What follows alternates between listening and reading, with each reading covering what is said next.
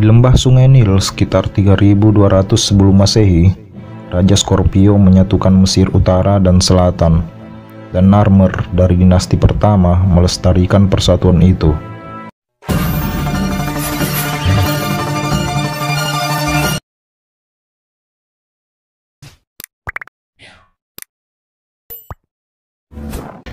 Di sebelah tenggara Sumeria, di belakang pantai Laut Tengah, pembangun kekaisaran pertama menyapu seluruh lembah Sungai Nil.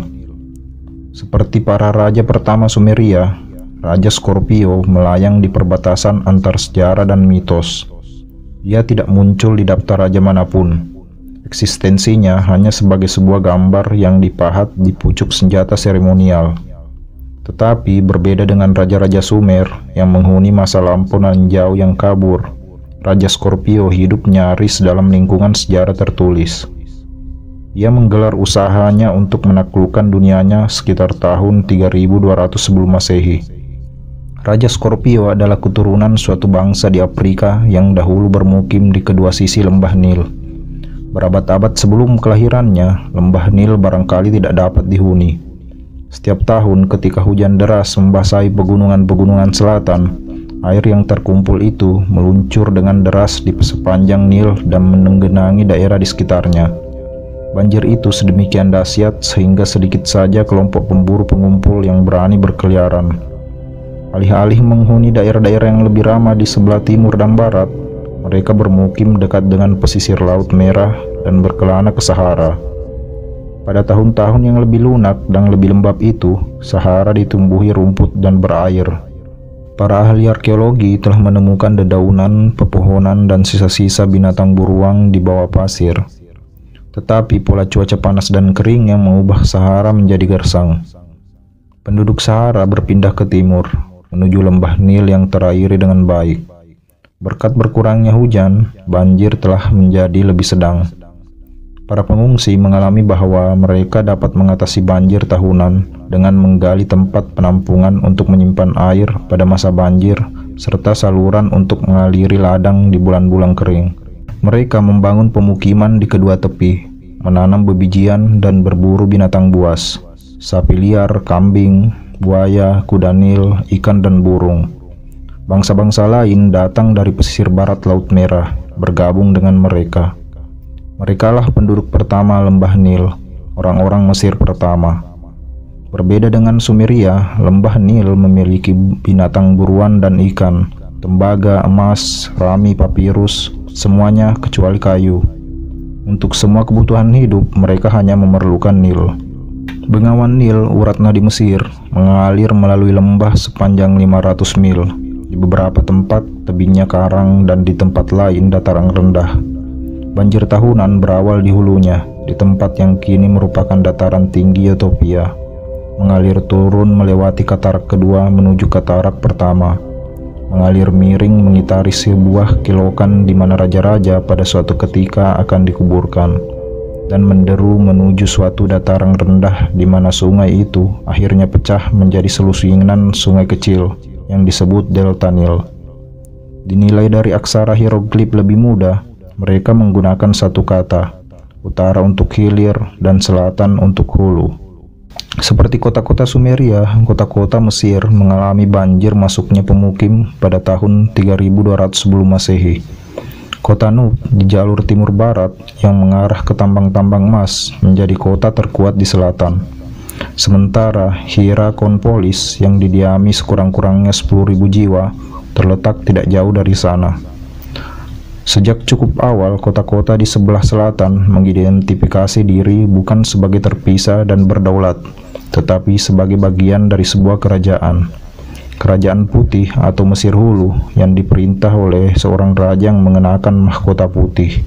Di bagian Mesir Hilir, kota terhimpun membentuk sebuah aliansi yang disebut Kerajaan Merah. Kota Heliopolis dan Buto berkembang menjadi menonjol. Raja Mesir Hilir mengenakan mahkota merah dengan sebuah sosok kobra melingkar dari sisi muka mahkota. Kedua kerajaan, putih dan merah, mencerminkan kenyataan dasar Mesir bahwa dunia terdiri dari kekuatan-kekuatan yang berimbang dan saling bertentangan. Berbeda dengan daftar-daftar Raja Sumeria yang tampaknya bermaksud mencatat awal waktu, daftar-daftar Raja Mesir paling tua tidak merunut balik ke Kerajaan Putih dan Kerajaan Merah, maka nama-nama raja mereka hilang. Tetapi untuk keberadaan Raja Scorpio, kita memiliki sejenis kesaksian yang berbeda. Sebuah kepala tongkat kebesaran yang digali di kuil di Hierakonpolis. Di sana seorang raja putih yang mengenakan mahkota putih merayakan kemenangan terhadap tentara-tentara Kerajaan Merah.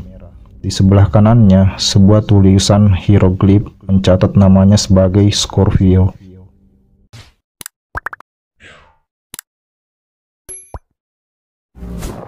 Raja Scorpio sendiri mungkin berasal dari Hierakonpolis, suatu kota ganda. Hierakonpolis semula merupakan dua kota yang terpisah oleh Nil, Nehken dan Nekheb. Dengan berlalunya waktu, kedua kota yang terpisah itu tumbuh menjadi satu kota yang dijaga oleh Dewi Hering.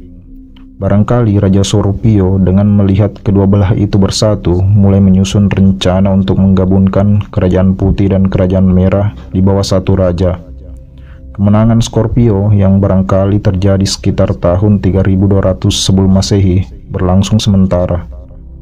Sebuah pahatan lain mencatat penyatuan kembali kedua kerajaan di bawah seorang raja putih lain, mungkin 100 tahun sesudahnya. Seperti kepala tongkat Scorpio, pahatan itu ditemukan di kuil di Hierakonpolis, dikerjakan pada sebuah palet atau sepotong batu rata yang berfungsi sebagai kanvas.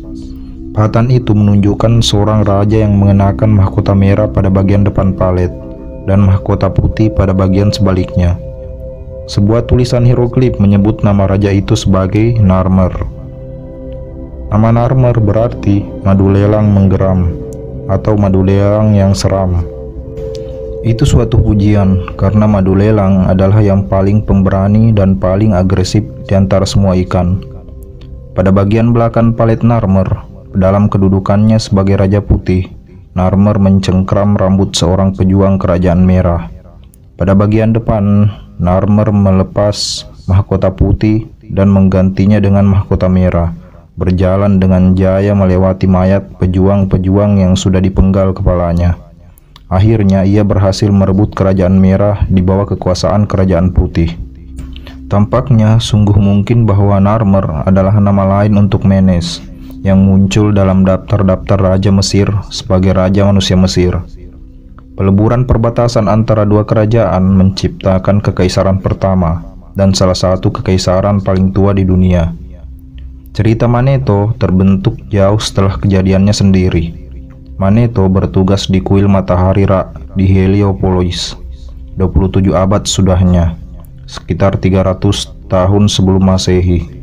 Ia memutuskan sendiri untuk mendamaikan versi daftar-daftar Raja Mesir yang berbeda-beda menjadi satu dokumen dengan menggunakan catatan-catatan, diantaranya sebuah papirus yang disebut Kanon Torino, yang juga mengidentifikasikan Menes sebagai raja pertama Mesir. Ketika ia menyusun daftar, Manetho mengatur penguasa Mesir sejak tahun 3100 yang jumlahnya banyak itu ke dalam kelompok-kelompok dan mengawali satu kelompok baru setiap kali satu wangsa baru naik tahta atau suatu ketika kerajaan berpindah tempat. Ia menyebut kelompok-kelompok itu Dynastia, sebuah istilah Yunani untuk kuasa memerintah. Dinasti-dinasti Manetho tidak selalu akurat, tetapi telah menjadi titik-titik pedoman tradisional dalam sejarah Mesir. Bagi Manetho, dinasti pertama dimulai ketika kedua bagian Mesir disatukan di bawah raja pertama seluruh Mesir. Menurut sejarawan Yunani Herodotus, Menes atau Narmer merayakan kemenangan dengan membangun sebuah ibu kota yang sama sekali baru di Memphis, titik pusat kerajaan yang baru. Memphis berarti tembok putih. Tembok-temboknya diplaster sehingga nampak mengkilap di bawah sinar matahari. Dari kota putih itu, penguasa Mesir yang dipersatukan dapat mengendalikan dengan baik lembah di sebelah selatan maupun delta di sebelah utara. Memphis menjadi titik tumpu di mana kedua kerajaan diseimbangkan.